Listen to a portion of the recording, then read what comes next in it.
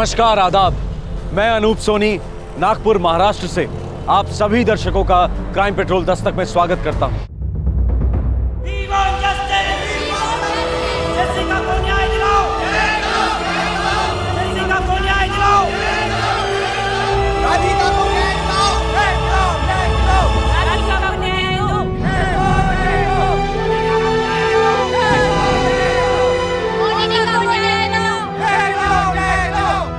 पिछले कुछ सालों में हमारे देश के लोगों ने यह बात साबित की है कि वो सिर्फ मध्यम वर्गीय आहें नहीं भरते। जुर्म के खिलाफ अपनी आवाज को बुलंद करने के लिए देश की जनता सड़कों पर उतर आई है। मीडिया और इंटरनेट को हथियार बनाया है। इस क्रांतिकारी जोश ने सरकार और प्रशासन को झकझोर कर रख दिया। कई बंद फाइलें खुली हैं और गुम फाइलें मिली हैं। पर बड़े दुख और चिंता की बात है कि न्याय के लिए दस्तक जुर्म होने के बाद ही क्यों दी जाती है। जुर्म होते होते पीड़ित की दस्तक को खामोशी क्यों निगल जाती है। आज का हमारा ये स्पेशल एपिसोड हमारे देश के बिल्कुल बीच नागपुर में हुआ। ये केस इतना गरमाया कि मानो नागपुर की मशहूर गर्मी इसके सामने ठंडी पड़ गई।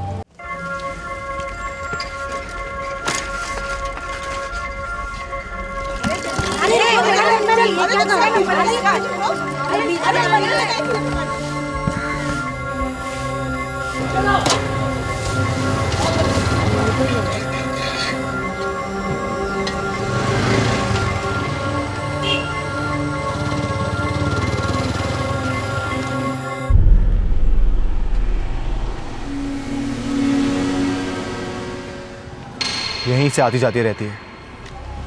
तो देख, वो उस गली से आएगी साली।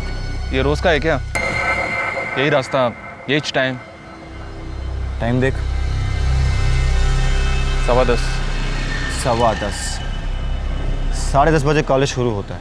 हॉस्टल से कॉलेज आने में करीबन 15 मिनट लगते हैं। आती ही होगी।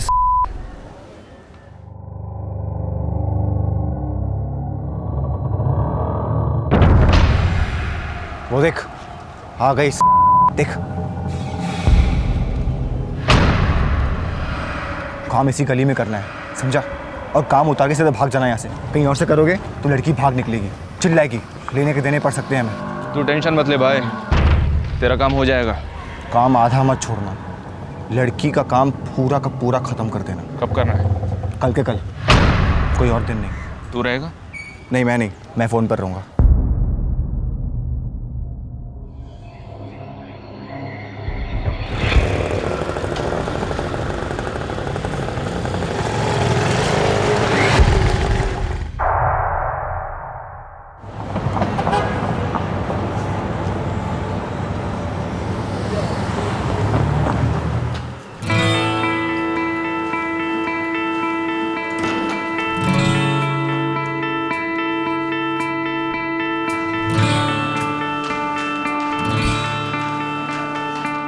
क्या यार, सुबह सुबह क्या हो गया? क्यों इतनी सैड साउंड कर रही है?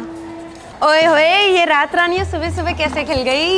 एक्स्ट्रा क्लास है यार। बॉयफ्रेंड के साथ? कौन सा सब्जेक्ट? काश ऐसा होता, तेरे मुंह में डेरी मिल्क। यार लेकिन तुम कॉम साइंस और इलेक्ट्रॉनिक्स वालों की ना मजे है। सुबह सुबह क्लास खत्म, फिर पूरा दिन मस्ती मारो। ओए काव्या, इन कॉम साइंस वालों के मजे, हम इलेक्ट्रॉनिक्स वालों के नहीं। ए चल, मैं जा रही हूँ नहाने। ए सुनीता प्लीज, मैं जानती हूँ ना मैं सॉलिड लेट हो रही, प्लीज प्लीज प्लीज। चल पर जल्दी कर। हाँ पक्का पक्का। जल्दी जल्दी। ओए नेहा, थोड़ा पानी हम लोग के लिए भी छोड़ देना। हाँ यार। और काव्या, कैसी चल रही है तेरी लव स्टोरी? कुछ ज्यादा ही फास्ट चल रही है। सुबह सुबह फोन देख। मैं क्यों देखूं? तू दे, तेरा बॉयफ्रेंड है ना। हाय हाय, वारी जाऊं। तू तो बुक दे भाई, किसी को लिफ्ट ही नहीं देती, वरना 1 डज़न हॉटीज फिदा है तुझ पर। मेरी तो डेथ ही हो गई। अब फूट ले प्लीज, वरना तेरा बॉयफ्रेंड है ना, कोई और ले जाएगा। हाँ हाँ ठीक है। हेलो, अरे अभी 1 घंटे पहले तो बात हुई थी।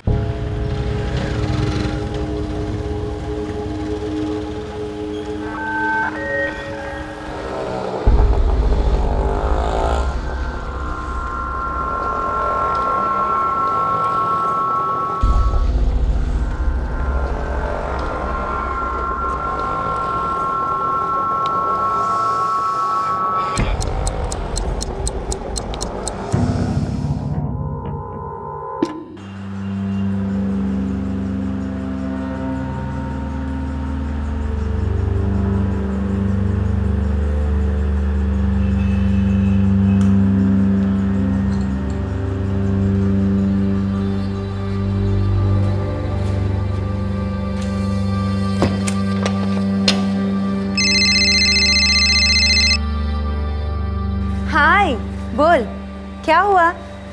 हेलो हाँ बोलो।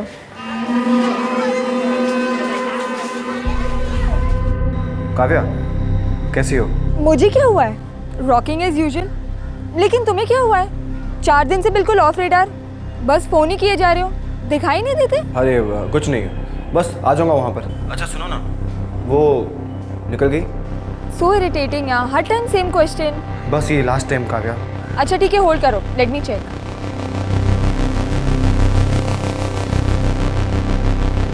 हेलो, अपने कमरे में नहीं है वो, शायद निकल गई होगी। ठीक है, मैं फ़ोन करता हूँ बाद में। बाय।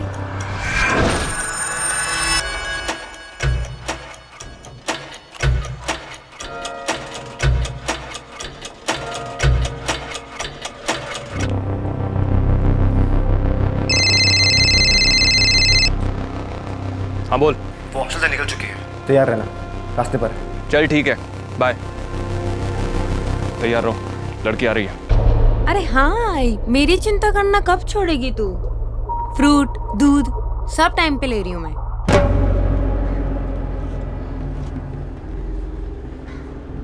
ए, चलो निकलो, लड़की आ गई। जल्दी, अबे जल्दी करो जल्दी। आई, बाबा को कहना इस बार क्लास टॉप करके रहूंगी मैं। अरे खून पसीना एक हो रहा है।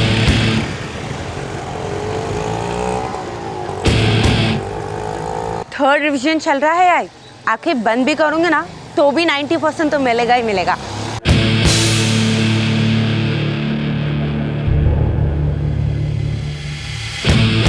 अरे हाँ कसला है ड्रामा आई, 15 दिन बाद आ रही हूँ ना घर में।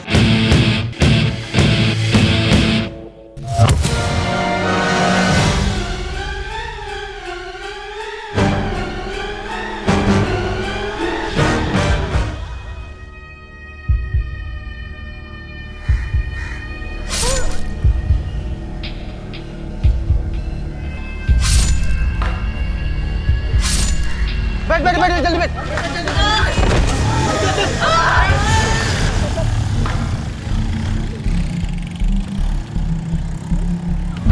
किसी ने भी मुंह खोला ना, मैं उससे सब कुछ खोल दूंगा, अंदर बाहर आर पार, क्या कोई मुंह नहीं खोलेगा।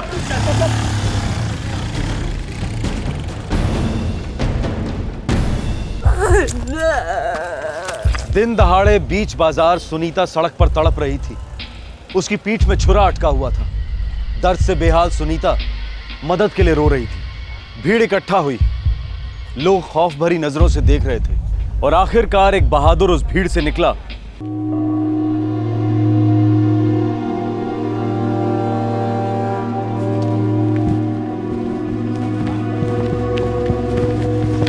एक मिनट,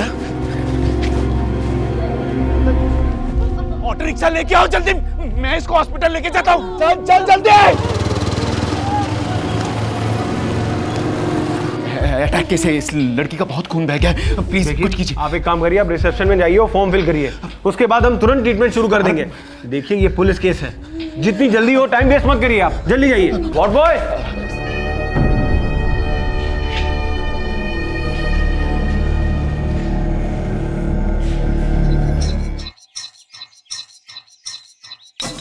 ये सुनीता भी ना बात के बीच में ही फोन काट देती है। अरे बाबा, उसकी बैटरी डाउन हो गई होगी। उसकी बैटरी कभी डाउन होती है क्या? बात के बीच में ही फोन कट गया, कमाल है। आई सिग्नल नहीं मिल रहा होगा, ताई क्लास में होगी। कविता, वो क्लास में नहीं है, क्लास में वो फोन हमेशा बंद रखती है।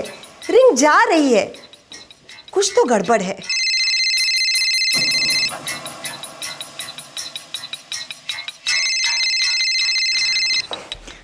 हाँ हेलो, आप कौन बोल रहे हैं? मी बावड़नकर बोलते, तुम्ही कोण? लेकिन ये फोन आपके पास कैसे आ गया? ये तो मेरी बेटी सुनीता का फोन है। देखिए वो मुझे नहीं जानती। आप लोग जल्दी सावित्रीबाई फुले मेडिकल कॉलेज आ जाइए, आपकी बेटी पर अटैक हुआ है।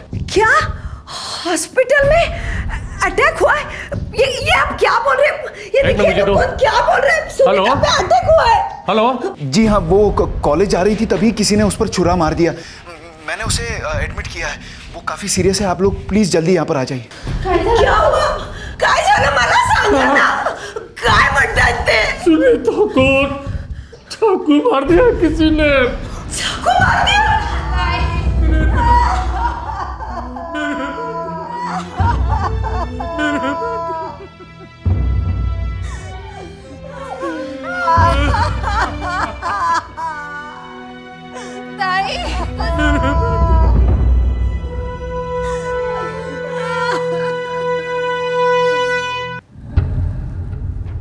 फुलटू पूरा खत्म करने का इरादा था, पूरा हुआ।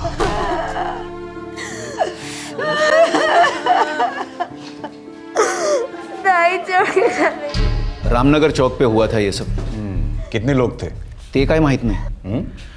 मतलब अटैक होते हुए मैंने नहीं देखा, मैं वहीं पर रहता हूँ। जैसे ही मैं कार्यालय से बाहर निकला तो देखा कि गली में भीड़ जमा थी।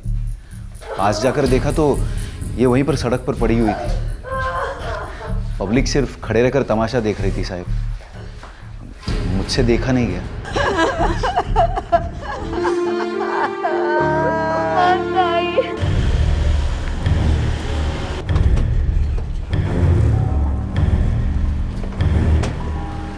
वो पार्टी का जो बोर्ड है ना, वहीं पर मेरा ऑफिस है। मैंने खून होते देखा नहीं। ये धोबी जो है उसने देखा होगा पक्का। ये? हाँ।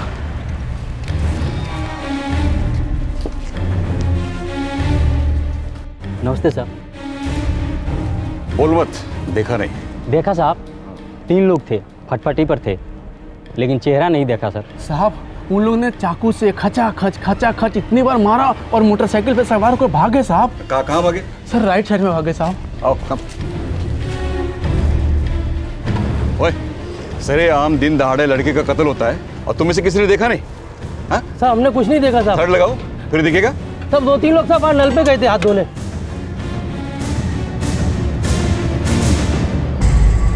हाथ धोकर चला गया यहीं से, सही है ना? हाँ सुना था साहब। हाँ। लेकिन मैं तब यहाँ नहीं थी। फिर कौन कौन थे यहाँ? कौन कौन थे? अरे इतने पास से चेहरा तो जरूर देखा होगा। हाँ? तुमने देखा? मैं भी यहाँ नहीं थी साहब। कमाल है।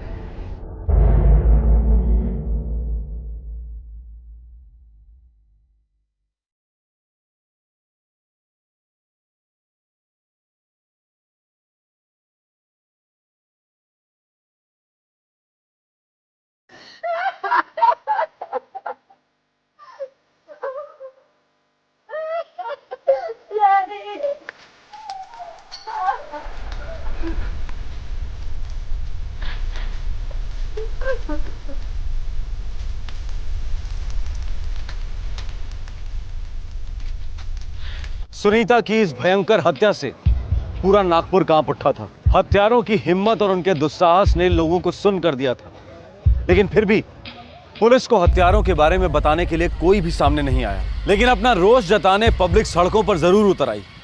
सबको खेद था, सबको न्याय चाहिए था और निशाना हमेशा की तरह पुलिस को बनाया जा रहा था।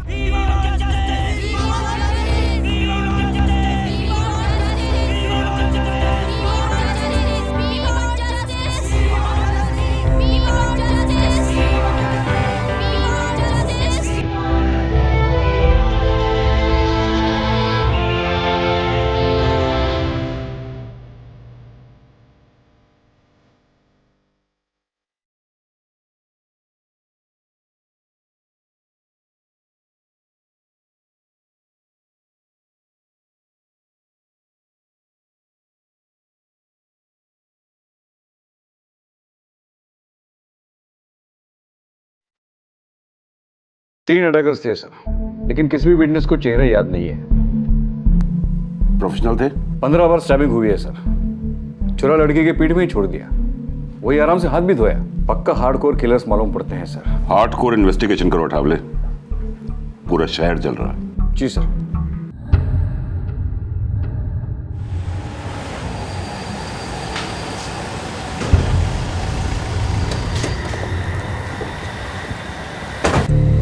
सुनीता बहुत स्वीट थी सर, बहुत सिंपल थी।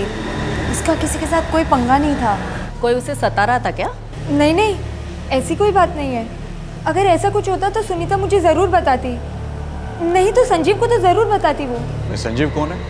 संजीव उसका बॉयफ्रेंड है। वो मुंबई में रहता है, उसकी फ्यूनरल के लिए भी आया था वो।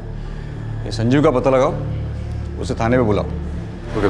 सुनीता किस कमरे में रहती थी? Sir, first floor, room number 24। Warden से पूछ के उस रूम की चाबी लेके आओ। साहब, सुनीता का पेपर वर्क एकदम सटीक रहता था, इसलिए प्रॉपर्टी के सारे काम वही देखती थी। प्रॉपर्टी का कुछ चल रहा था क्या? हाँ, मेरे भाई के साथ, लेकिन कोई लफड़ा नहीं। हम लोग केवल बंटवारा कर रहे थे। मेरी तरफ से सब क्लियर था। भाई की तरफ से भी कोई प्रॉब्लम नहीं था? बिल्कुल क्लियर था साहब, हमारे बीच में कोई प्रॉब्लम नहीं थी साहब। वो मेरी भतीजी थी। भतीजी क्या, मेरी बेटी थी साहब। बेटी ही थी ना? हाँ साहब। तो बताइए, क्यों हुआ उसका मर्डर? अगर मुझे पता होता तो क्या मैं चुप बैठता? और देखो इंस्पेक्टर साहब, हर प्रॉपर्टी का मामला लफड़े वाला नहीं होता साहब। जी सर, मैं ही संजीव हूँ, सुनीता का फ्रेंड। सिर्फ फ्रेंड? जी, बॉयफ्रेंड। कब, कैसे और कहाँ? वो सर 12वीं क्लास में एक साथ पढ़ते थे। 25 मार्च को कहाँ थे? सर मुंबई में, दोपहर को मुझे पता चला। लास्ट बात कब हुई थी? सर एक दिन पहले, 24 मार्च को, तकरीबन रात 10 बजे। मैंने टाइम पूछा क्या? हाँ साहब, उधर मैं सतारा में था, माँ की कसम। चुप बे, तेरी माँ को पता चलेगा तो काट डालेगी तेरे को। क्या रे हीरो, तू कहाँ था 25 मार्च को? साहब अपन को इंसल्ट मत करो, वो क्या है कि अपन एक ही बार में फुल टू कर देता है। ये 15 बार में टिचू टिचू करके मारेगा ना तो अपन धंधे से भी आउट हो जाएगा। फिर कोई अपन को सुपारी तो क्या सिंगदाना भी नहीं देने वाला।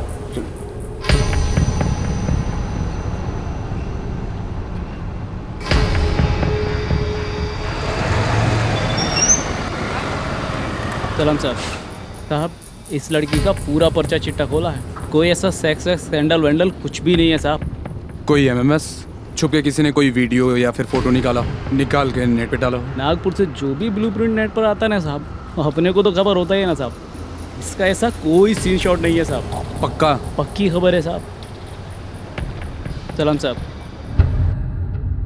सर सारे फ़ोन रिकॉर्ड्स चेक किए, सुनीता, उसके फादर, बहन, काका और सभी सहेलियों के भी। लेकिन सर ताजुब की बात यह है कि कहीं भी कोई लोचा नहीं है। मतलब बहुत बड़ा लोचा है सावंत, और अपने आस पास ही है।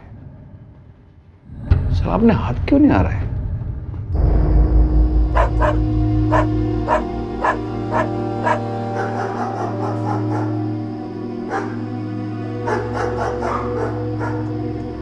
सुनीता के मर्डर ने हॉस्टल की बाकी लड़कियों में दहशत फैला दी। सिक्योरिटी बढ़ाई गई, कायदे सख्त हुए। सभी जरूरी कदमों के बावजूद खूनी अंधेरे में कहीं खड़ा तमाशा देख रहा था। और दूसरी तरफ सुनीता के घर पर भी अंधेरा छाया हुआ था। आंटी के ऊपर लाने वाली थी। मेरी बच्ची बहुत होशियार थी, जिंदा होती तो दुनिया का भला करती। फिर क्यों मार डाला? क्यों?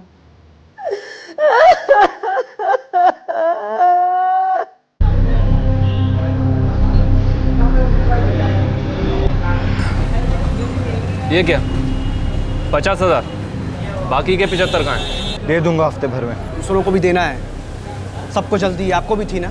कलीज गेम बजाओ, कलीज गेम बजाओ, यही बोल रहे थे ना। अबे ओ, कहा ना एक बार, दे दूंगा अगले हफ्ते। कहीं भागे नहीं जा रहा हूँ मैं। अरे भागोगे तो हम ढूंढेंगे नहीं क्या? हैं? पता है ना हम क्या कर सकते हैं? हाँ पता है क्या कर सकते हो। एक काम ठीक से कर नहीं पाए, चाकू वाकू वहीं पे छोड़ दिया, हाथ वाथ वहीं पे धो दिया। सब के सब कच्चे नींबू हो तुम लोग। अभी हम लोग नींबू फेर देंगे ना तो तुम सीधा अंदर हो जाओगे। मेरा मुंह मत खुलवाओ क्या? सुनीता के हत्यारे खुलेआम घूम रहे थे। किसी को हत्या का कारण नहीं पता था, पुलिस को तो बिल्कुल ही नहीं। मीडिया की गर्मी नागपुर की गर्मी को ओवरटेक कर रही थी। प्रशासन पानी पानी हो रहा था और पुलिस प्रेशर के टाइम बॉम्ब पर बैठी थी।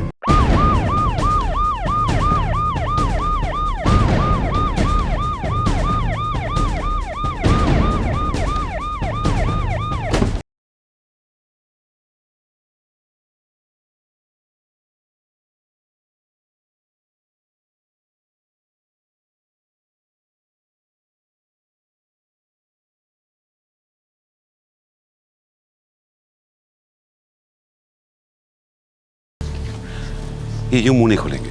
हमें कुछ ऐसा करना होगा जिससे इनको ये विश्वास हो जाए कि इन्हें कुछ नहीं होगा। राइट। पाटिल पुलिवार, रामनगर इलाके में ये लिफाफे लोगों में बांट दो। उनसे कहो कि उन्हें जितना भी याद आता है एक एक माइन्यूट डिटेल सारे यहाँ पर लिख दो। उनसे कहो नाम लिखने की कोई ज़रूरत नहीं है, कहीं दूर जाके पोस्ट में डाल दीजिए। उनकी आइडेंटिटी हमेशा गुप्त रहेगी। क्यों साहब? Yes sir. हाँ, लेकिन इससे हमें किलर्स की आइडेंटिटी जानने में काफ़ी मदद होगी।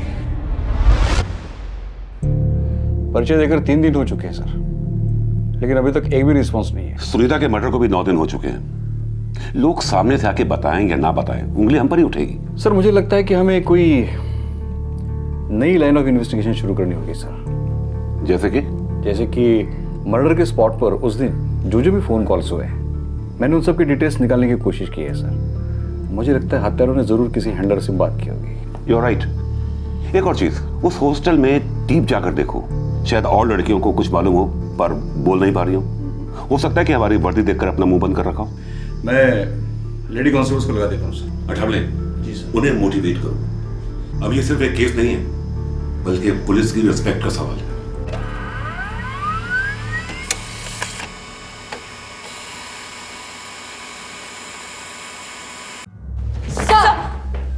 तो ट्रेनिंग के बाद तुम चारों का ये पहला केस है। Yes sir. हाँ, लेकिन ये केस नहीं है, ये एक आग है, आग। और ये आग तुम्हें बुझानी है। ये तय करके कूदना होगा अंदर। मंजूर है? Yes sir. नाउ गर्ल्स, तुम लोग हॉस्टल में ऐसे घुल जाओ जैसे दूध में चीनी। Yes sir. दिखा दो मुझे पुलिस एकेडमी में क्या सीखा है तुमने। देखो गर्ल्स, मुझे सुनीता के हत्यारे चाहिए और ये काम तुम्हारे बिना कोई नहीं कर सकता। Am I right? Yes sir. Good. Then prove me right. Sir. जय हिंद।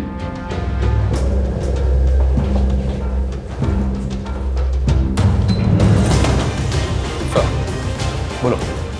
25 मार्च को रामनगर चौक में पूरे 45,000 कॉल्स हुए। सुपर। और 6,000 सिम कार्ड्स यूज हुए। और टावर्स? सर चौक के इर्द गिर्द पूरे 11 टावर्स। ग्रेट। सावंत, अपने टीम को बोलो सारे केसेस होल्ड पर।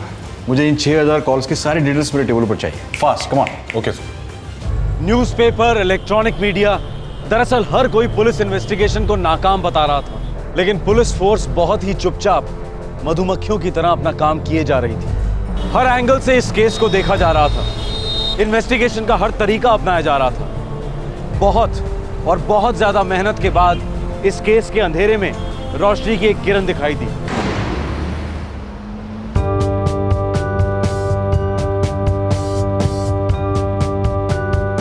गर्ल्स हॉस्टल में भेजी गई 4 महिला कांस्टेबल्स ने स्टूडेंट्स के साथ एक रिश्ता बना लिया।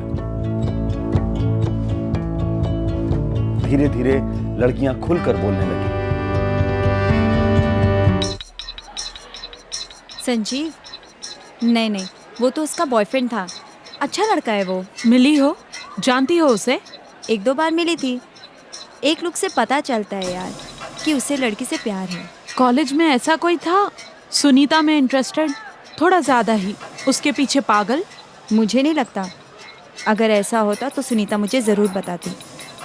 हम दोनों के डिपार्टमेंट्स भले ही अलग थे, मेरा कंप्यूटर साइंस, उसका इलेक्ट्रॉनिक्स, पर हम अच्छे दोस्त थे।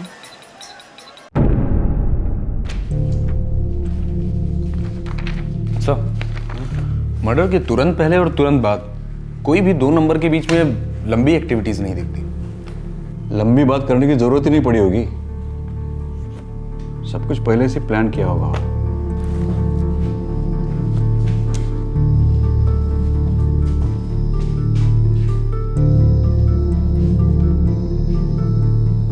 ये रामनगर चौक, ये हॉस्टल। हत्यारों को खबर होगी कि लड़की कब और कहां से गुजरेगी और उसे कहां धरना है।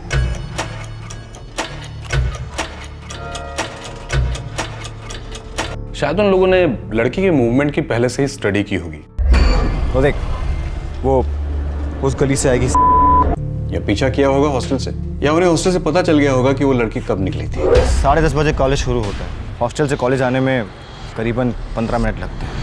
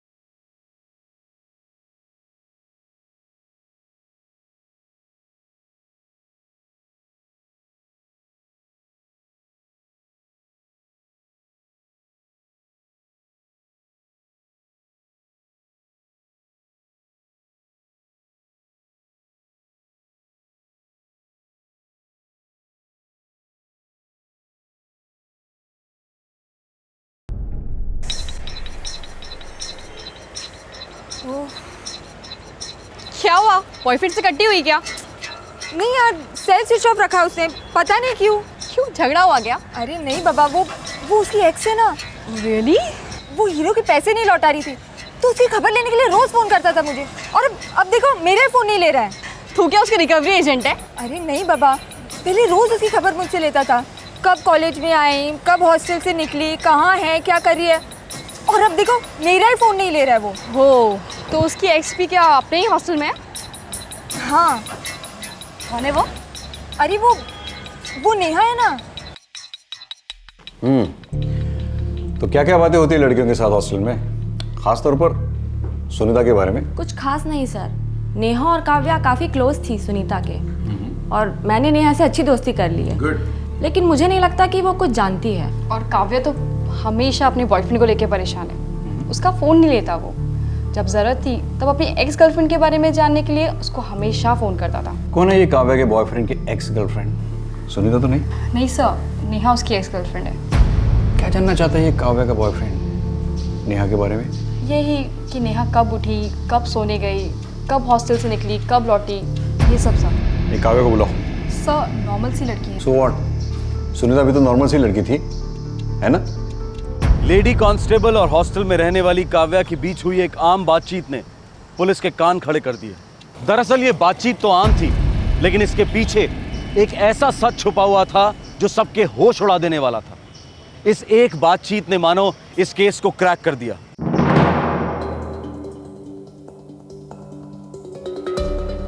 रिलैक्स काव्या, हम तुम्हारी इंट्रोगेशन नहीं कर रहे हैं, okay? Sir but what's the problem sir? तुम्हारे बॉयफ्रेंड का नाम क्या है? गिरीश। सिर्फ गिरीश? गिरीश पाल। लेकिन प्रॉब्लम क्या है सर? गिरीश ने क्या किया? नहीं, फिलहाल तो कुछ नहीं किया। फिर भी ये गिरीश अपनी एक्स गर्लफ्रेंड नेहा के बारे में जानकारी तुम्हें से ले रहा था, राइट? हाँ सर। इनके बीच कोई पैसों की लेन देन? ऐसा कुछ था। गिरीश और नेहा के बीच कोई लंबी रिलेशनशिप थी? जी सर।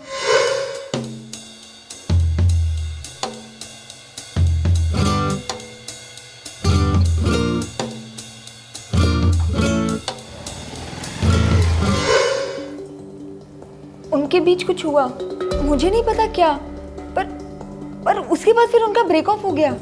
तुम गिरीश को पहले से जानती हो, जब वो नेहा का बॉयफ्रेंड था? हाँ सर, जानती थी, बस थोड़ी बहुत दोस्ती थी। मैं उसको लाइक करती थी सर, और जब उसका और नेहा का ब्रेकअप हुआ तब वो और मैं करीब आ गए। शाम को तुमको तो बस बहाना चाहिए होता मुझसे मिलने का। हाँ ठीक है, चलो काव्या आ गया, I'll call you back. Bye.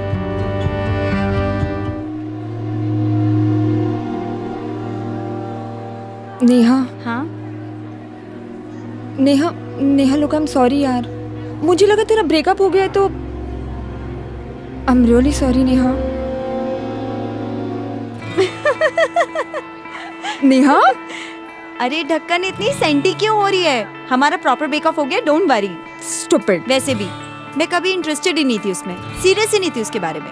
मेरा नया बॉयफ्रेंड ही मेरा रियल बॉयफ्रेंड है। ये क्या हो रहा है गर्ल्स? Boyfriend exchange? हाँ वाओ, मॉडर्न से बोले कोई। ओ या मिस सुनीता जी, आप तो ऐसे बिहेव करिए जैसे आप दूध की धुली हैं। एक क्यूट सा बॉयफ्रेंड मुंबई में छुपा रखा हम सबसे। इनसिक्योर हो, हम कहीं ना पटा ले। Totally insecure. बस चल मैं नाश्ता लेके आई। हाँ जा लेके आ। वैसे नेहा, तुम्हें गिरीश के कुछ पैसे लौटाने हैं क्या? देख काव्या, तू इस बीच ना ही पर तो ज्यादा अच्छा है। ये मामला मेरे और गिरीश के बीच में, ओके? बट आई प्रॉमिस तेरे रिलेशनशिप को कोई हार्म नहीं होगा, ओके? उस दिन के बाद नेहा ने ना कभी गिरीश के बारे में पूछा और ना उन पैसों के बारे में बात की। लेकिन गिरीश को नेहा की डेली रिपोर्ट चाहिए थी। यही तो बात खटक रही है, तुमसे इन्फॉर्मेशन क्यों ले रहा था? सर मैंने आपको बताया ना कि नेहा उसके कॉल्स नहीं उठा रही थी, और गिरीश को कैसे भी करके उसके पैसे वापस चाहिए थे। गिरीश, पता है मुझे कभी कभी क्या डाउट होता है? यही कि मुझे नेहा आप ही बहुत पसंद है, बहुत सॉलिड लव है ना? काट के रख दूंगी तुम्हें, एंड आई मीन इट। काटूंगा तो मैं उस कमीनी को, अगर उसने मेरे पैसे नहीं लौटाए तो। मेरे पैसे कोई नहीं खा सकता। कोई नहीं। गिरीश की सुनीता के साथ कोई रिलेशनशिप थी? No no sir, I am sure Girish और सुनीता का कुछ भी ऐसा नहीं था। सुनीता को जानता था? हाँ सर, वो तो सभी लड़कियों के साथ दोस्ती रखता है, वो तो है ही वैसा। आप मिलेंगे तो you will know. Yeah I know, in fact I want to know, I would like to know. Please उसका नंबर दो। Come on fast.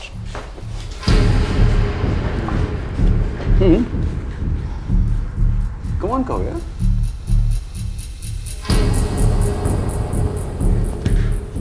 Thanks, thank you so much. लेकिन बात क्या है, कुछ तो बताइए सर। फिलहाल इतना ही समझ लो कि ये बात किसी को नहीं बताने कि हमने तुमसे पूछताछ की। ओके?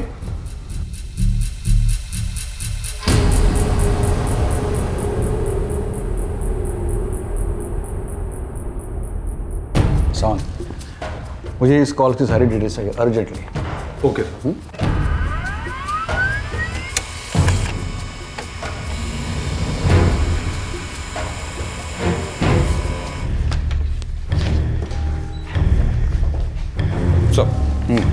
सर ये गिरीश पाल काटोल में स्कूल टीचर है। अरे बाप रे, स्कूल टीचर? जी सर। आगे? और सर इसकी फैमिली के नागपुर में 2-4 रेस्टोरेंट एंड बार भी हैं। और सर सुनीता के मर्डर वाले दिन ही गिरीश ने काव्या को ठीक 10:15 बजे फोन किया। हाय काव्या, कैसी हो? मुझे क्या हुआ है, रॉकिंग एज यूजुअल। अच्छा सुनो, वो निकली वहाँ से? सावंत, ये गिरीश ने ये जो काव्या को फ़ोन किया था ये सिर्फ 2 मिनट का था, मतलब 10:17 को ख़त्म हुआ। इसके तुरंत बाद गिरीश ने और एक फ़ोन किया, ये 9998987688। चेक करो। सर ये नंबर है, ये नंबर उस समय रामनगर चौक में मौजूद था। हाँ लेकिन ये किसके हाथ में था? आई मीन इसका मालिक कौन है?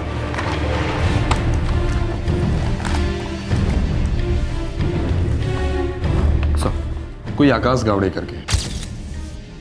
इसका मतलब सुनीता के मर्डर के चंद मिनट पहले गिरीश पाल ने रामनगर चौक से किसी आकाश गावड़े को फोन किया था।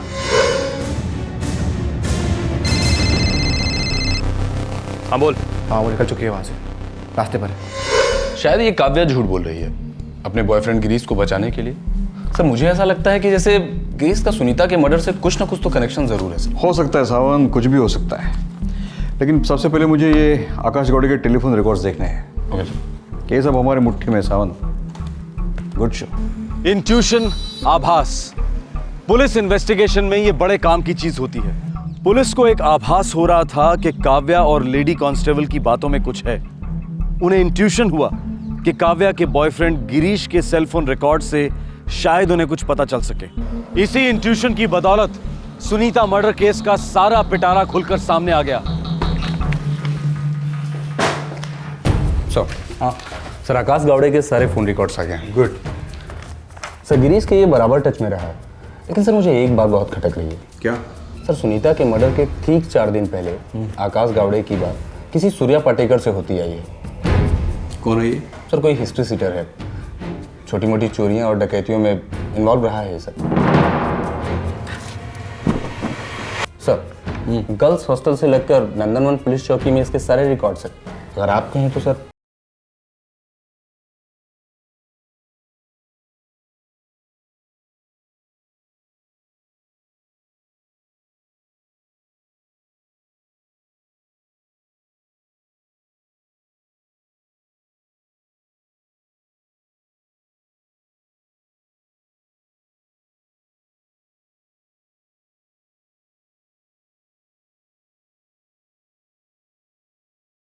कोई खास मुश्किल साबित नहीं हुआ।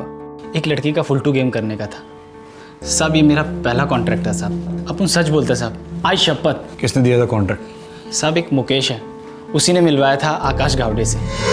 आकाश भाई, ये सूर्या है, काफ़ी चिल्लर काम किए इसने, ये काम भी ये कर लेगा।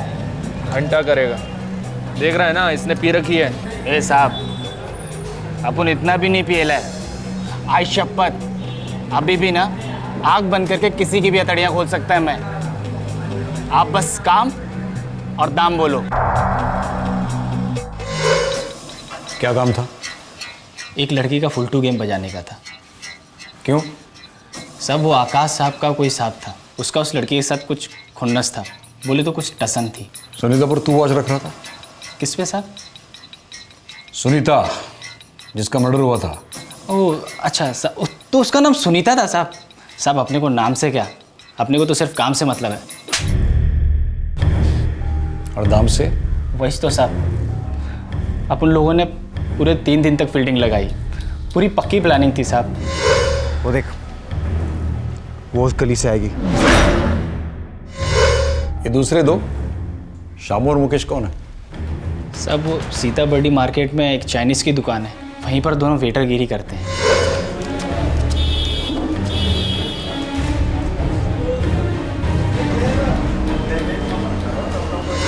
साहब अपन एकदम क्लीन है साहब, अपन ने कोई वार नहीं किया साहब, वो मुकेश ने किया है।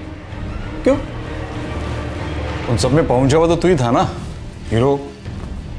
था तो, लेकिन पता नहीं ये काम मेरे को क्यों नहीं करने दिया।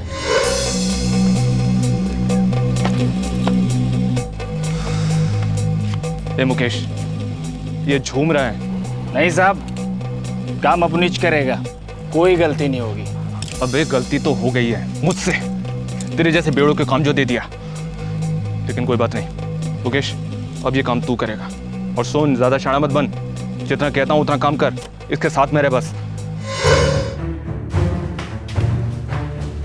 ये आकाश गौड़ और गिरीश पाल के नाम वारंट इशू करो सावंत, पकड़ के लाओ सालों को।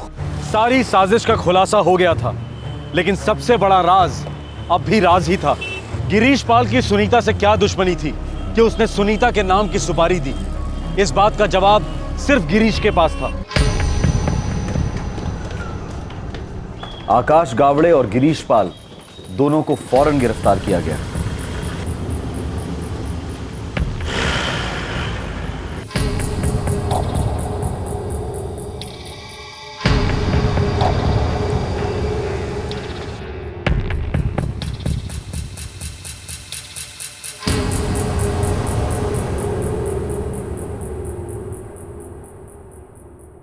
सर मैं सच कह रहा हूँ सर, आप क्या बोल रहे हैं मुझे कुछ भी नहीं पता। हाँ आकाश मेरा दोस्त है, मेरी इससे बात होती रहती है फ़ोन पर, लेकिन इस सुनीता मर्डर केस में मेरा कोई हाथ नहीं सर। और आकाश, तेरा तो सूर्या से कोई लेना देना ही नहीं। मैं सच्ची बोलता है सर, इस सूर्या से मैं टच में था एक फ़ोन खरीदने के लिए, क्योंकि वो चोरी के मोबाइल बेचता है, इसलिए। इसके आगे मेरा कोई कनेक्शन नहीं है इस बेवड़े से। सर हालांकि तो ये है कि मैं तो जानता भी नहीं सुनीता को, बस 1-2 बार हाय हेलो हुई थी सर। अच्छा गिरीश,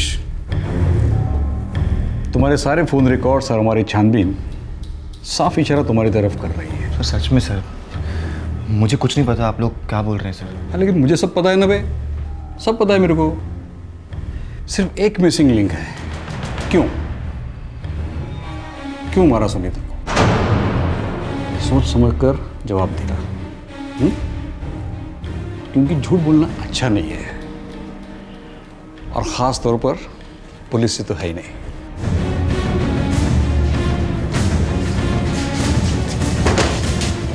सावंत, यस सर।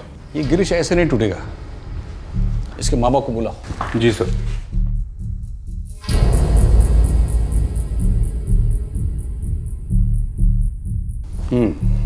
तो आप है गिरीश के माता पिता? जी। देखिए, आप अपने लड़के गिरीश को समझाइए कि वो सच सच बता दे। क्या है, आज तो मैं प्यार से बोल रहा हूं, कल का मेरा कोई भरोसा नहीं है। समझाइए।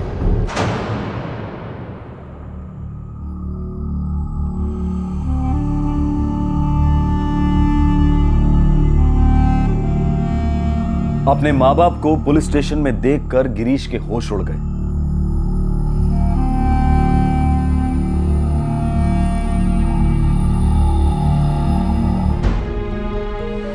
गिरीश और सुनीता के बीच कुछ तो था, ये तुम दोनों जानती हो। गॉड प्रॉमिस सर, मुझे बिल्कुल नहीं पता उसका सुनीता के साथ क्या प्रॉब्लम था। वो तो मुझे बस फ़ोन करके नेहा के बारे में पूछता था।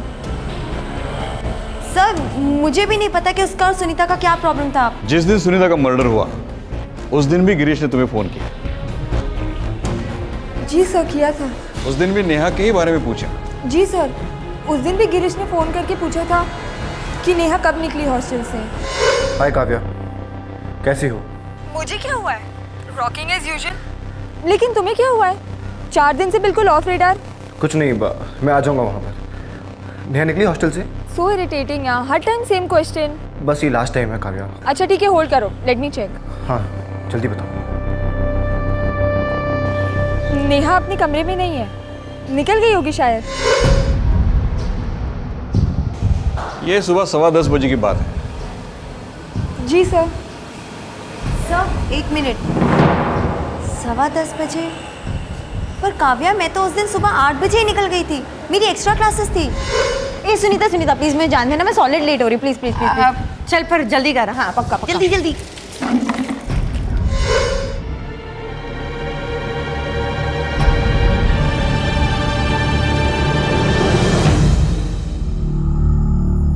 अपने माँ बाप को रोज पुलिस स्टेशन में देखकर गिरीश टूटने लगा। सुनीता के हत्याकांड के राज अब खुलने जा रहे थे। सुनीता मेरा टारगेट थी ही नहीं। मैंने तो नेहा का मर्डर प्लान किया था।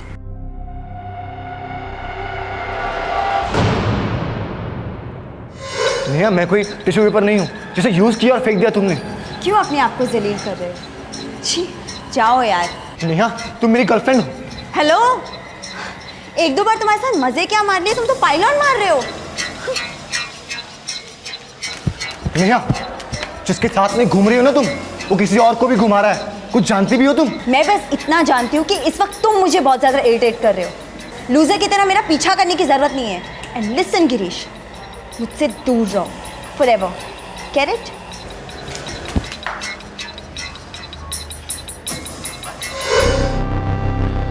इतनी बड़ी इंसल्ट सर मैं सहन नहीं कर पाया, इसलिए मैंने अपने दोस्त आकाश को सब बता दिया। ये गौन केस हो गया था। नेहा ने इसे अंदर से पूरी तरह से खत्म कर दिया था। मैं दोस्त हूं इसका, इसलिए मुझसे देखा नहीं गया। ए गिरीश, जाओ दे, मिट्टी डाल यार। इस पूरे नागपुर में एक ही लड़की बची है क्या? नहीं भूल सकता मैं उसको आकाश। वो मेरे घर आई है, हम लोग के बीच हो गया था बहुत बार। पागलों की तरह मुझे आई लव यू बोलती थी यार। पागल तो तू भी हो गया है।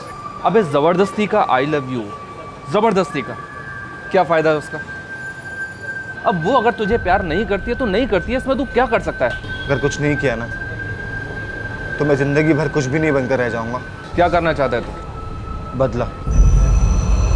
क्या बदला? नेहा को जलाने के लिए मैंने काव्या को पटाया, लेकिन जब देखा कि नेहा पर कोई असर नहीं हो रहा है तो मैंने सोचा कि मैं इसको खत्म कर दूंगा।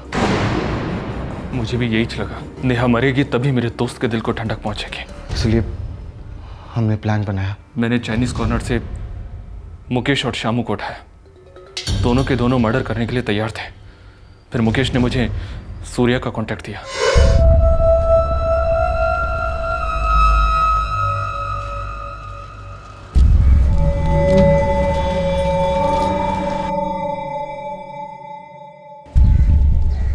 तीन दिन लगातार मैं पूरी टीम को रामनगर चौक लेकर जाता था, जहां से नेहा गुजरकर कॉलेज जाती थी। नेहा की सारी मूवमेंट की खबर मैं फ़ोन पर काव्या से लेता था।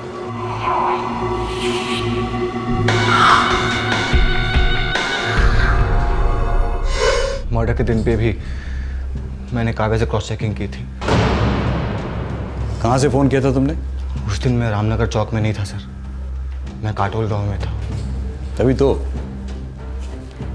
तुमने काटोल से काव्या पर फ़ोन पर पूछा कि नेहा निकल गई क्या,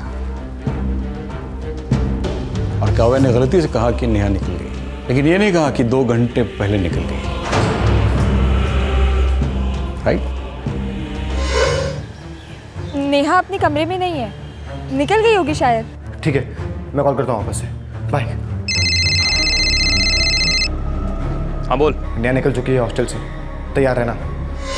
उसका चेहरा दुपट्टे से ढका हुआ था। हम लोगों को पता ही नहीं चला कि वो नेहा नहीं, सुनीता है।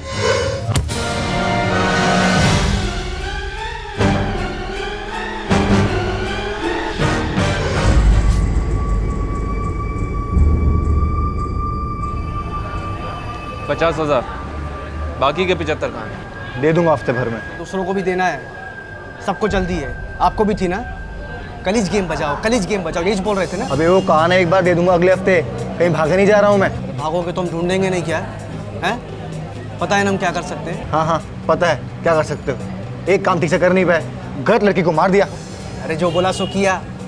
आकाश साहब ने सिग्नल दिया था, दिया कि नहीं?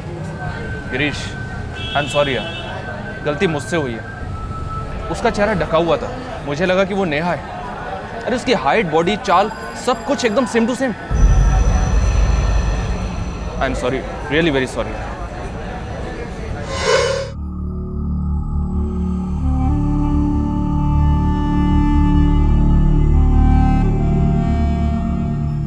काव्या मासूमियत में गिरीश को नेहा के सारे मूवमेंट्स के बारे में बताती रही थी।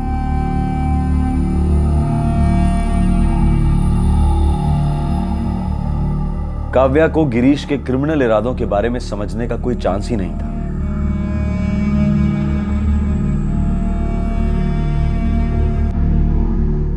नेहा को पुलिस प्रोटेक्शन दी गई है। उसे यकीन ही नहीं होता है कि हत्यारों का असली निशाना वो थी, पर गलती से सुनीता मारी गई। ए सुनीता सुनीता प्लीज, मैं जान देना, मैं सॉलिड लेट हो रही, प्लीज प्लीज प्लीज। चल फिर जल्दी कर। हाँ पक्का पक्का, जल्दी जल्दी।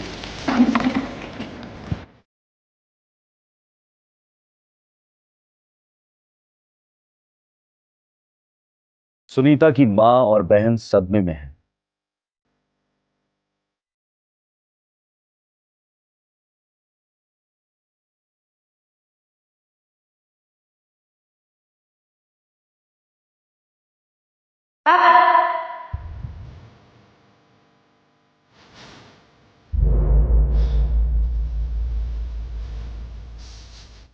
सुनीता के पिता यकीन ही नहीं कर पा रहे हैं कि उनकी सुनीता अब उनके बीच नहीं है। वो ये भी यकीन नहीं कर पा रहे हैं कि सुनीता गलती से मारी गई, उसकी कोई गलती थी ही नहीं।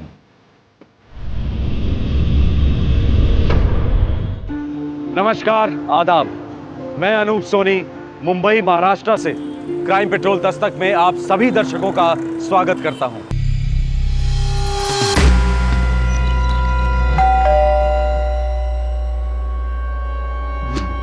क्या है? साबूदाने की खिचड़ी है। नहीं चाहिए मुझे खिचड़ी।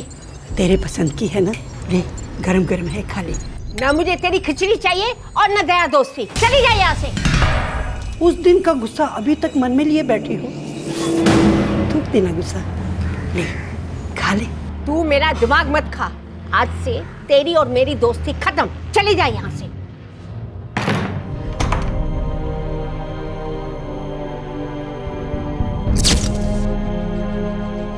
अकेले रहने वाले बुजुर्गों का दर्द वही जानते हैं। उनकी पीड़ा अक्सर समाज को दस्तक देती ही नहीं, क्योंकि सवाल होता है स्वाभिमान और गरिमा बनाए रखने का, जैसा कि आज के केस में हुआ। सितंबर 2011, विक्रोली, मुंबई। ए मच्छी, ए बांगड़ा, पापलेट, कोळंबी, सुरमई मच्छी।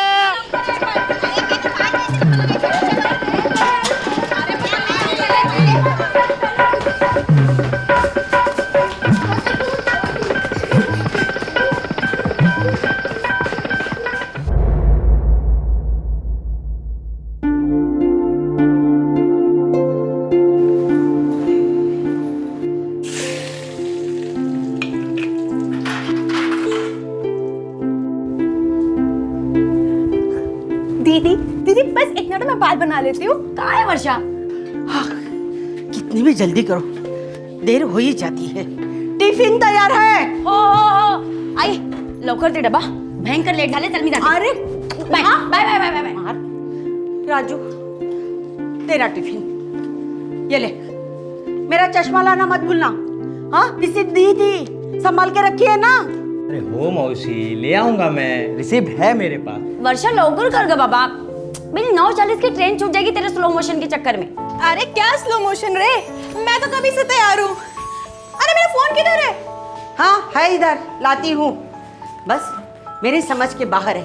1 घंटा पहले उठो, आधा घंटा पहले तैयार होके बैठो, लेकिन नहीं, आखिर मिनट तक तुम लोगों की धांधल चलती रहती है। चल निकाल। राजू लल बाय बाय बाय बाय। सांभाळून जा। हाँ चश्मा लाना मत भूलना।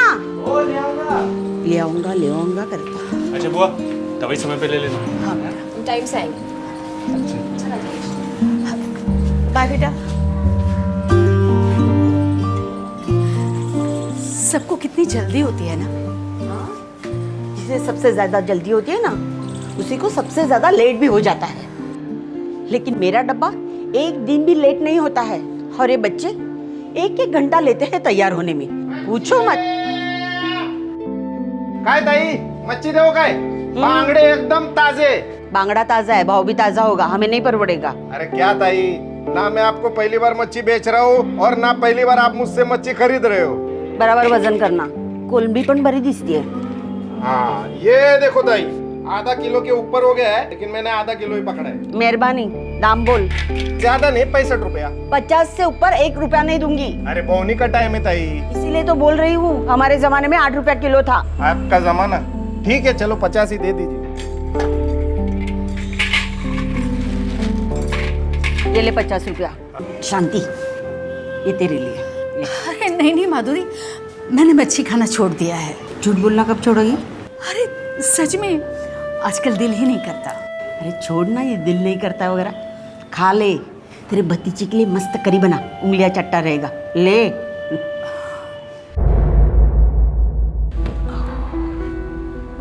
पहले वर्षा के हाथ पीले करेंगे। ऐसा क्यों? कोई बड़ी लड़की से पहले छोटी लड़कियों को विदा करता है भला? लेकिन बड़ी लड़की ने कहा तो ऐसा ही होगा ना। और हमारे पास एक ही शादी के पैसे जमा है। मिनल बोली पहले वर्षा के हाथ पीले कर लेते हैं, बाद में मैं आराम से शादी करूंगी। तू नसीब वाली है माधुरी। वो तो है, लेकिन ये जल्दी चल बसे तो लगा कि सब कुछ चल बसा, लेकिन मिनल की वजह से ये घर बना रहा।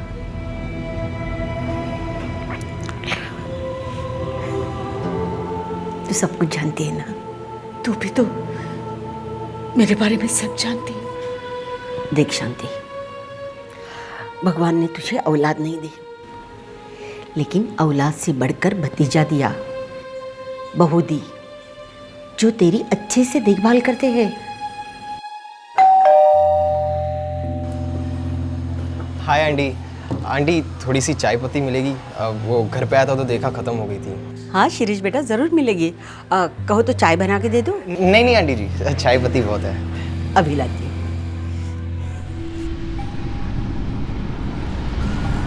ये ले।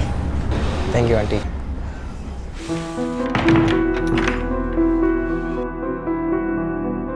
ढाई बजने आए, चलो टीवी देखते। नहीं, मैं चलती हूँ, जाकर सोऊंगी थोड़ा। मीनल दीदी, आज आप स्लो मोशन में हैं। छुट्टी आपकी है, मेरी नहीं। तूने अपने बालों का ये उजड़ा हुआ घोंसला बना रखा है, तेल क्यों नहीं लगाती? बाय आई। अच्छा बुआ, चलते हैं, शाम को मिलेंगे, ध्यान रखना है।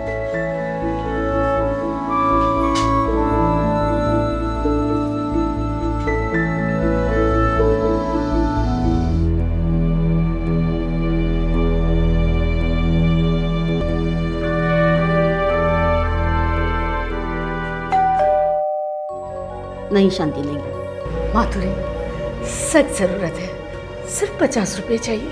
50 क्या, 5 रुपए नहीं है मेरे पास। परसों मिनल के लिए बालियां बनवाई, उसे में सारे खर्चे हो गए। सिर्फ 50? सिर्फ 50, सिर्फ 100, सिर्फ 200, ऐसे कितनी बार हो चुका है। मैंने कभी तुझसे पैसे मांगे नहीं और तूने कभी देने की कोशिश भी नहीं की है। सारा हिसाब रखा है मैंने माधुरी। मैं सब कुछ लौटा दूंगी, सच में। बस आज आखिरी बार मदद कर दे। तुझे 50 क्या, 1 रुपया भी नहीं है मेरे पास देने के लिए। तुझे दाल, चावल, आटा, शक्कर जो चाहिए वो बोल, मैं दे दूंगी। बोल क्या चाहिए? कुछ नहीं चाहिए मुझे। आज के बाद मैं तुमसे कुछ नहीं मांगूंगी और तुम्हारे घर भी नहीं आऊंगी।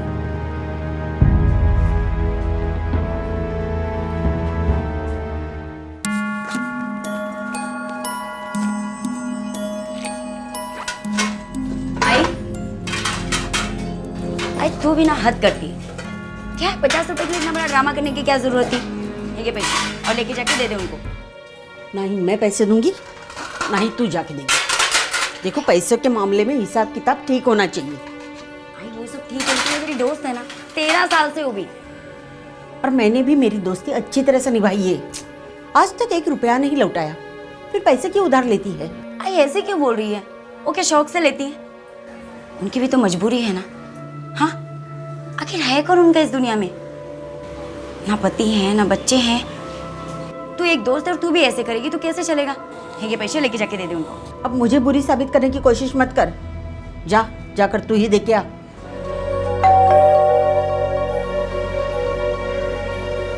शांता काकू, ये 50 रुपए आई ने दिए। नहीं चाहिए बेटा, उसे वापस दे दो। आई के पास सही में पैसे नहीं थे, अभी मैंने दिए तो आई ने बोला आपको दे दूं। बड़ी मेहरबानी की उसने, पर उससे जाके कह दो शांति भिखारी नहीं है। काकी आप आई, तेरी और शांति आंटी की इकट्ठी खत्म हुई? मुझे क्यों पूछ रही है? उसे ही जाकर पूछ। हाय गाय, सभी खत्म कर देना भी। काय को चिंगम के जैसे खींच रही है। आजकल तेरी सीरियल में भी स्टोरी इससे फास्ट दौड़ती है। दीदी, ये सीरियल नहीं है, ये तो सलमान और शाहरुख खान का झगड़ा है, झगड़ा। चुप करो तुम दोनों। हाँ, मैंने कितनी कोशिश की उसके साथ बात करने की, लेकिन उसे ज्यादा मस्ती चढ़ी है। मुंह टेढ़ा करके निकल जाती है। हो गए? कल तो मैं उसके लिए अच्छी से मच्छी कड़ी बनाकर लेके गई थी, दरवाजा तक नहीं खुला। अब तो ये इंडिया और पाकिस्तान का मैच ही हो गया। लेकिन वनडे नहीं, टेस्ट मैच पूरे 5 दिन चलेगा। और 5 दिन बाद घर के अंदर डिंक चिका करेंगे दोनों की दोनों। दोपहर में बैठ के भेल बनाएंगे और सीरियल देखेंगे। मुंबई के विक्रोली इलाके की एक मिडिल क्लास चॉल। यहाँ की सारी फैमिलीज एक बड़े परिवार की तरह मिलजुल कर रहती हैं। एक दूसरे की बारीकियों से वाकिफ ये सभी सुख में साथ और दुख में एक थे। लेकिन सितंबर 2011 में एक ऐसा दिन आया जिसने इस कॉलोनी की रूह में दहशत का खंजर घोंप दिया।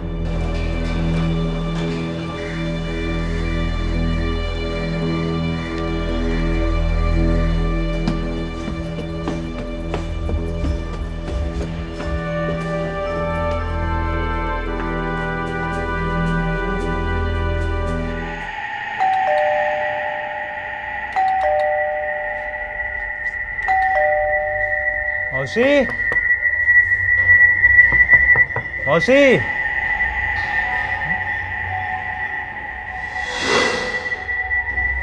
इस वक्त मौसी कहाँ गई होगी? मौसी, मौसी,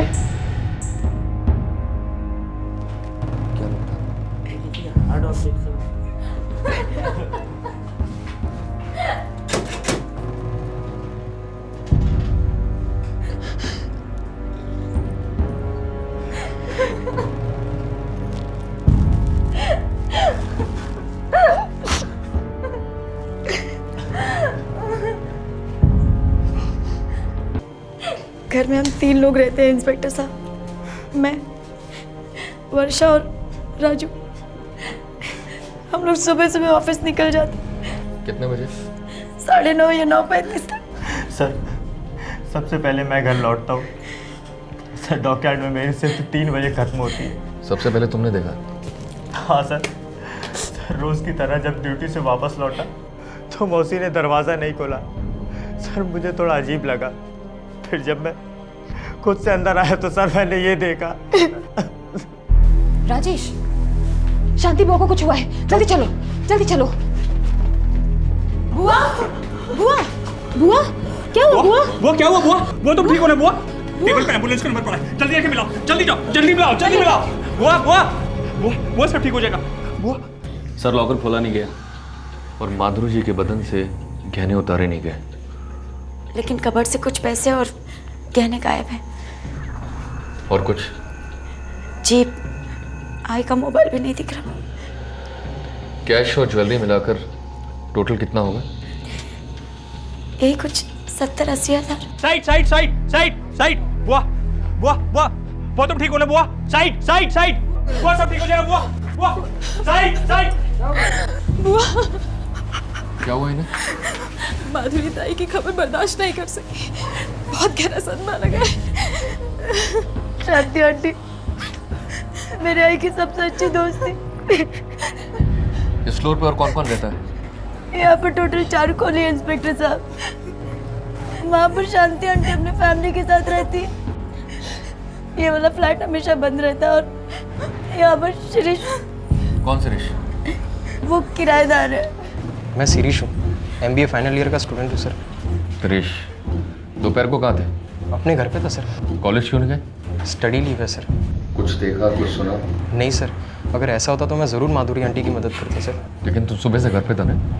नहीं सर, 2 के करीब मैं माधुरी आंटी के घर आया था सर।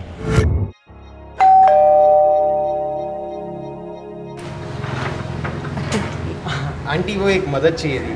क्या हुआ बेटा? वो मैंने नया गैस कनेक्शन लिया है, पर उसको स्टोव पे कैसे फिट करते हैं आंटी जी मेरे को आ नहीं रहा था, तो प्लीज़ आप ज़रा चलेंगे? बेटा मेरी तबीयत ठीक नहीं है। 1 मिनट। शांति तू जरा जाएगी उसके साथ? चलो सुरेश बेटा आओ। शांति आंटी ने फिर मुझे वो सिलेंडर स्टोव से कनेक्ट करके दिया और फिर वो वहाँ से चली गई सर। मतलब जो हुआ वो 2 और 2:15 के बाद हुआ। सर, शांति आंटी और मेरी आई दोपहर को साथ में सीरियल देखा करती थी। लेकिन क्या मिस मीना? लेकिन पिछले 1 हफ्ते से आई और उनके बीच में झगड़ा चल रहा था। वो एक दूसरे से बात तक नहीं करती थी। अचानक सुलह कैसे हो गई समझ में नहीं आया। Thank you. एक बार शांति जी होश में आ जाए, सब पता चल जाएगा। Excessive bleeding, brain haemorrhage. मौत की टाइमिंग? दोपहर 2:30 और 4 के दरमियान। लगता है इसी से मर्डर किया गया है। फॉरेंसिक्स एक्सपर्ट को कोई उंगलियों के निशान नहीं मिले? खून ज़्यादा फैल गया होगा और उसी से उंगलियों के निशान मिट गए होंगे। या फिर ऐसा भी हो सकता है कि उंगलियों के निशान मिले ही ना हो, कातिल ने ग्लव्स पहने हो सकता है। मुंबई पुलिस सीनियर सिटीजन्स की हत्याओं को लेकर भारी प्रेशर में थी। ये हत्या के केसेस मुंबई शहर के सभी इलाकों और सामाजिक तबकों से आए दिन रिपोर्ट हो रहे थे। और इसी बीच माधुरी चितले की निर्दयी हत्या हुई। एक और सीनियर सिटीजन का दिन दहाड़े खून हुआ। क्या इस हत्या के पीछे भी मकसद चोरी और लूट था या कुछ और? मिडिल क्लास चॉल है सर, वो भी पुरानी, कोई खास सिक्योरिटी भी नहीं है। कोई फेरी वाला? सर आते जाते रहते हैं लेकिन कोई टाइमिंग नहीं है। अब वो पड़ोसन में से शांति जी होश में आई क्या? सर अभी तक नहीं। डॉक्टर से पूछो कब तक होश में आएंगी। जी सर। ये केस बड़ा अजीब है।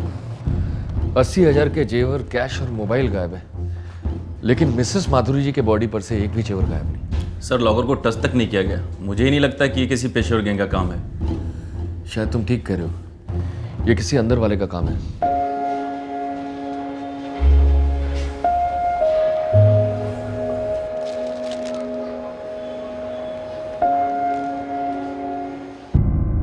श्रीमती शांति मालवंकर जी। वो तो डिस्चार्ज हो चुकी। क्या प्रॉब्लम थी? उनका ब्लड शुगर एकदम से डाउन हो गया था। एक्चुअली वो डायबिटीज की पेशेंट है। और कोई प्रॉब्लम थी? मेंटली कैसी थी? बिल्कुल ठीक थी।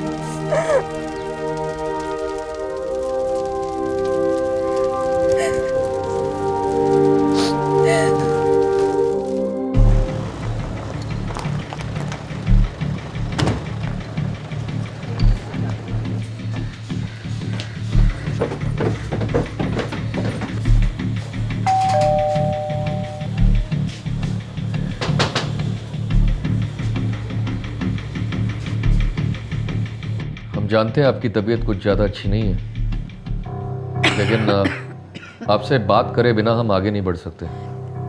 पूछिए। कल आप अपने पड़ोसी शिरीष यहाँ गई थी? गई थी। कितने बजे? 2 बजे। क्यों गई थी? उसे गैस का सिलेंडर तक लगाना नहीं आता। उससे पहले कहाँ थी आप? माधुरी के साथ। 2-4 दिन क्या हुए तो उससे बात नहीं की, तबीयत खराब हो गई।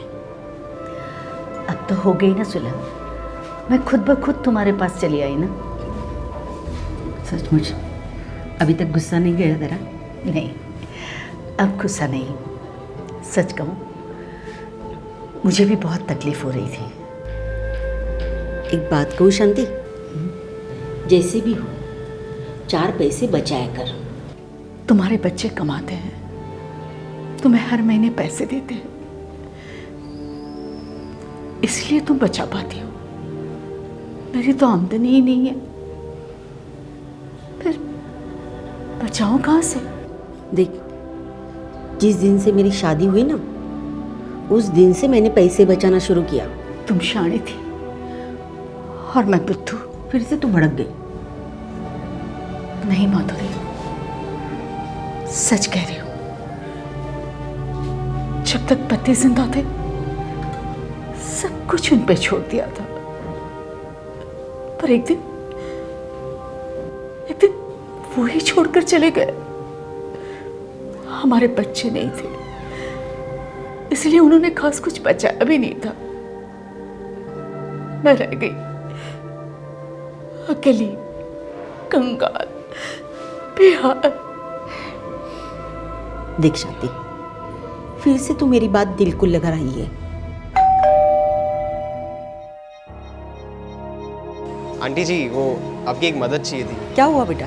वो मैंने नया गैस कनेक्शन लिया है, पर उसको स्टोव पे कैसे फिट करते हैं आंटी जी, मेरे को आ नहीं रहा था। तो प्लीज़ आप ज़रा चलेंगी? माधुरी की तबीयत ठीक नहीं थी, तो शिरीष के यहाँ गैस का सिलेंडर लगाने मैं गई थी। फिर शिरीष के यहाँ से निकलकर मैं अपने घर लौट आई। फिर वहां से आप माधुरी जी के यहाँ वापस नहीं गए? नहीं। लेकिन आपकी और माधुरी जी की बात तो अधूरी रह गई थी। बात तो रोज अधूरी रह जाती थी, दूसरे दिन पूरी हो जाती थी, लेकिन अब वो भी नहीं होगा। जब आप अपने घर जा रही थी तब आपने किसी को आते जाते देखा?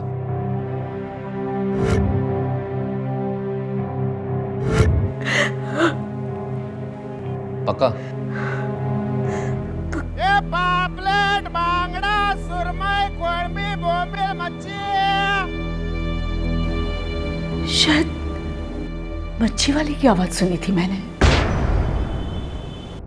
साहब, मेरा इस खून से कुछ लेना देना नहीं है। माधुरी जी से तो तेरा लेना देना है। साहब, मैं सच बोलता हूँ, मैंने कुछ नहीं किया। मच्छी बेची थी माधुरी जी को दोपहर 2 और 4:30 के बीच? साहब, हमारा धंधा सुबह का धंधा है। दोपहर में सब लोग मच्छी खा के सो जाता है, कोई मच्छी नहीं खरीदता साहब। ठीक है, जरूरत पड़ी तो फिर बुलाऊंगा। जी साहब।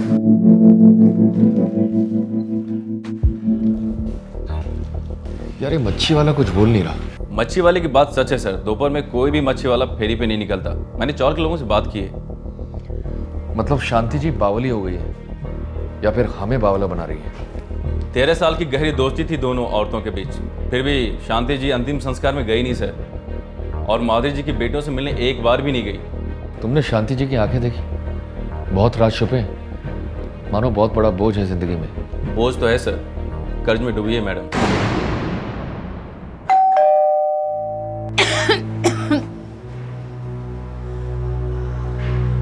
अब क्या चाहिए? सच्चाई। तुम्हें लगता है कि मैं झूठ बोल रही हूँ? क्यों परेशान कर रहे हो मुझ गरीब को? 3 साल पहले आपने किसी सेठ से 1.5 लाख रुपया उधार लिया था और उसका सूद तक नहीं चुका पाई आप। वो मेरा निजी मामला है। माधुरी जी भी आपका निजी मामला था। इतनी अच्छी दोस्त, 13 साल पुरानी दोस्ती, फिर आप उन्हें विदा करने तक नहीं गए? माधुरी जिंदा है, मेरे अंदर जिंदा है। हम ये नहीं समझ पा रहे हैं कि जिस दिन आपको मच्छी वाले की आवाज सुनाई दी थी, उस दिन चौल में किसी ने ना उसे देखा और ना सुना। आप लोग मुझे परेशान करना बंद करोगे? आप झूठ बोल रही हैं। मेरी तबीयत ठीक नहीं है, मुझे पानी लेकर आओ। मुझे अकेला छोड़ दो।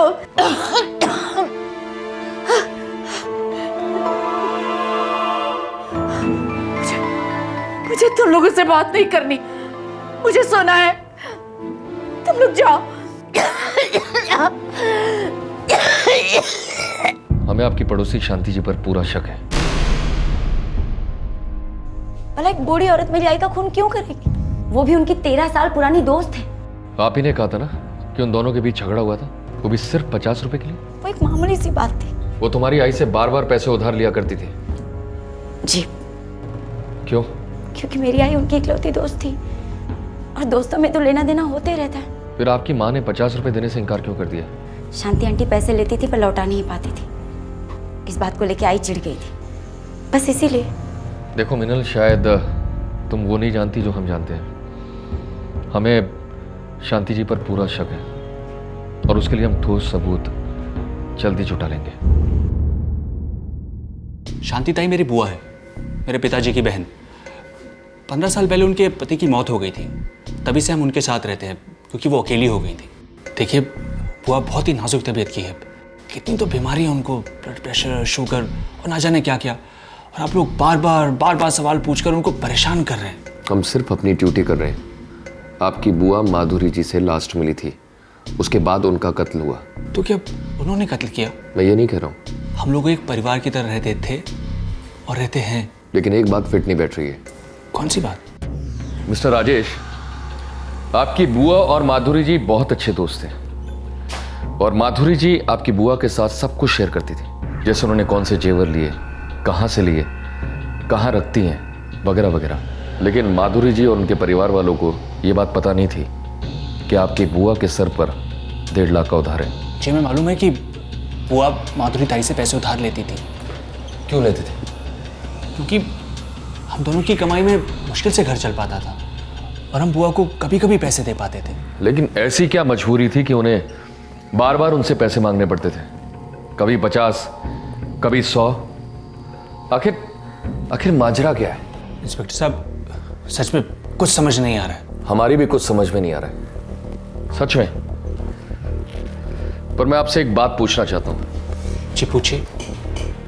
आपकी बुआ किसी को जानती है? आई मीन इस शहर में किसी के टच में है? जी। कौन? हमारी एक बहुत दूर की रिश्तेदार है, सुलेखा जी।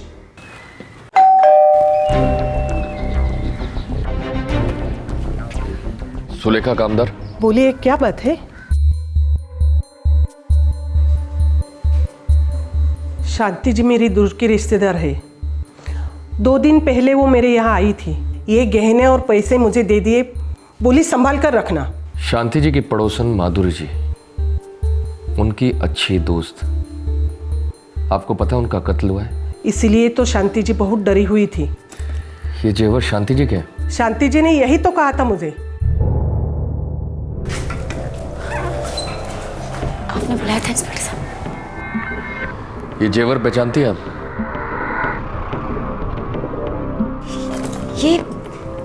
ये थे मेरे आई के गहने जो हमारे घर से चोरी हो गए थे।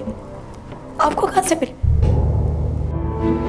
तुम लोग ये गलत कर रहे हो, मैं कह देती हूँ। अरे कहाँ ले जा रहे हो? मुझे छोड़ो, मुझे, मैंने कुछ नहीं किया।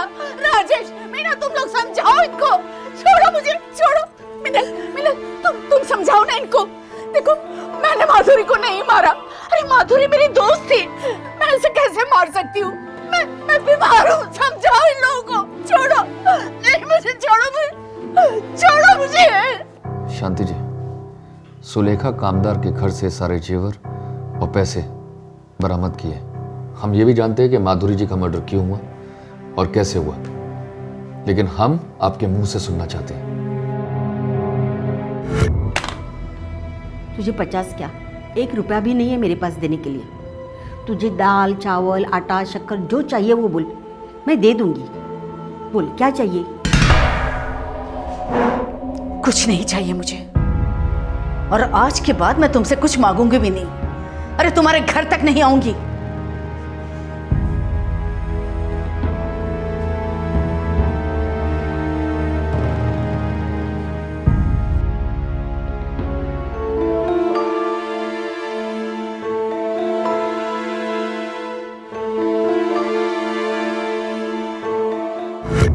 वही एक इंसान थी जिससे मैं मदद मांग सकती थी,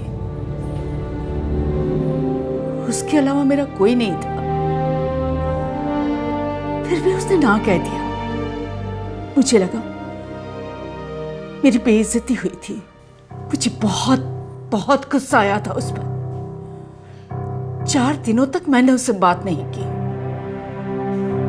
लेकिन कत्ल की दोपहर आप दोनों में सुलह हो गई थी, दोस्ती हुई थी पहले जैसी। वो हम दोनों की मजबूरी थी। हम दोनों के पास एक दूसरे के अलावा और कोई था ही नहीं जिससे कि हम बात कर सके, अपना दिल हल्का कर सके, यादें याद कर सके। इतनी अच्छी सहेली, बहन जैसी, आखिर क्यों मारा आपने उसे? मेरा कर्ज, 1.5 लाख का कर्ज, जो दिन ब दिन बढ़ता जा रहा था। पैसे लौटाने का एक ही तरीका था मेरे पास, माधुरी। शिरीष के घर से मैं अपने घर नहीं गई, मैं माधुरी के घर लौटी।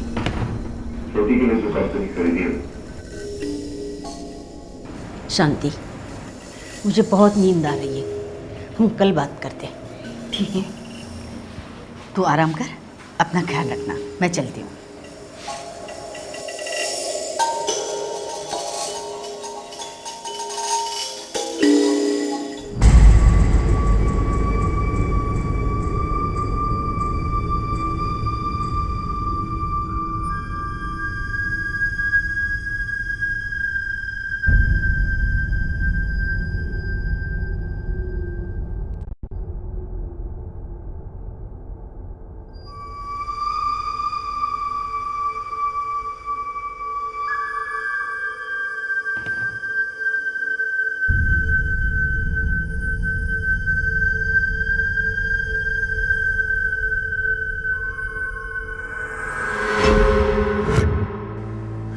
माधुरी ने कई बार मुझे अपने रखे हुए गहने दिखाए थे।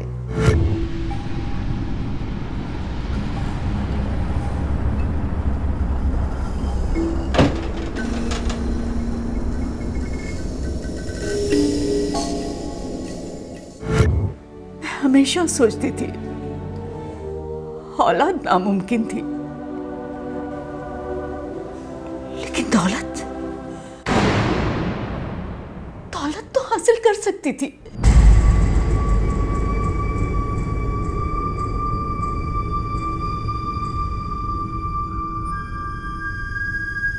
वो मेरी दोस्त जरूर थी, सबसे अच्छी दोस्त। हम सब कुछ एक दूसरे को बताते, बांटते, लेकिन दोनों में बहुत बड़ा फर्क था। उसके पास वो सब कुछ था जो मुझे चाहिए था, और मेरे पास कुछ भी नहीं।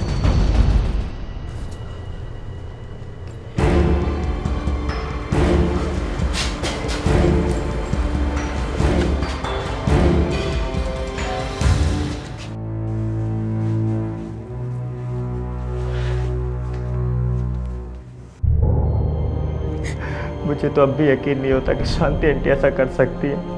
कितना जहर भरा था उनके दिल में, कभी पता ही नहीं चला कि शांति आंटी को आई से इतनी जलन थी।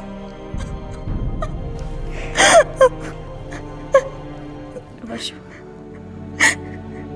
हम लोग शांता काकू को अपनी माँ जैसे समझते थे, और हमें लगता था कि वो हमें अपने औलाद जैसे समझती है। लेकिन हमारा प्यार उतना मजबूत नहीं था कि उनके अंदर छुपे उस दर्द को पहचान पाता। देख वर्ष, जो होना था हो गया। अब ना तो हमारी आई वापस आएगी, और शांता काकू जीते जी मर चुकी। शांति इस वक्त मुंबई के भायखला जेल के विमेंस सेल में कैद है। उस पर हत्या का चार्ज है। दरअसल शांति अपनी लाचारी, अपने दुर्भाग्य, अपनी जिल्लत की हत्या करना चाहती थी, और उसे लगा कि माधुरी की सारी दौलत पाकर उसकी सारी समस्याएं दूर हो जाएंगी। इस केस का असली गुनहगार दरअसल तमाम समाज है, जो सीनियर सिटीजन्स की आहों की दस्तक सुन नहीं पाया है। उम्र ढलने से इंसान की जरूरतें तो नहीं ढलती, अरमान तो नहीं मिटते, तो फिर बुजुर्ग अपनी सारी इच्छाओं को दबाकर घुट घुट कर क्यों जिएं? क्या सिर्फ यातायात में डिस्काउंट और इन्वेस्टमेंट्स में 2-4% ज्यादा इंटरेस्ट दे देने से फर्ज अदा हो जाता है? जरूरत है कि हमारे टैक्स के पैसों से इस देश के तमाम दादा दादियों और नाना नानियों के लिए सोशल सिक्योरिटी सिस्टम का निर्माण हो, जिससे उन्हें अपनी देखरेख के लिए कभी शर्मिंदा ना होना पड़े। क्राइम पेट्रोल दस्तक सरकार, पॉलिसी मेकर्स और सभी नागरिकों से यह अपील करती है कि हमें देश में ऐसे कानून बनाने होंगे जो हमारे देश के हर सीनियर सिटीजन को सर उठाकर जीने का मौका दे। ये समस्या हम सबकी समस्या है, क्योंकि हम सब कतार में हैं, हम सबका नंबर आने वाला है। क्राइम पेट्रोल दस्तक के अगले एपिसोड में आपसे फिर मुलाकात होगी, जिससे हमें कुछ ना कुछ सीखने को जरूर मिलेगा। तब तक अपना ख्याल रखें, सुरक्षित रहें। जय हिंद। इस तरह के और भी एपिसोड देखने के लिए हमारे चैनल को सब्सक्राइब करें और बेल आइकन दबाना ना भूलें।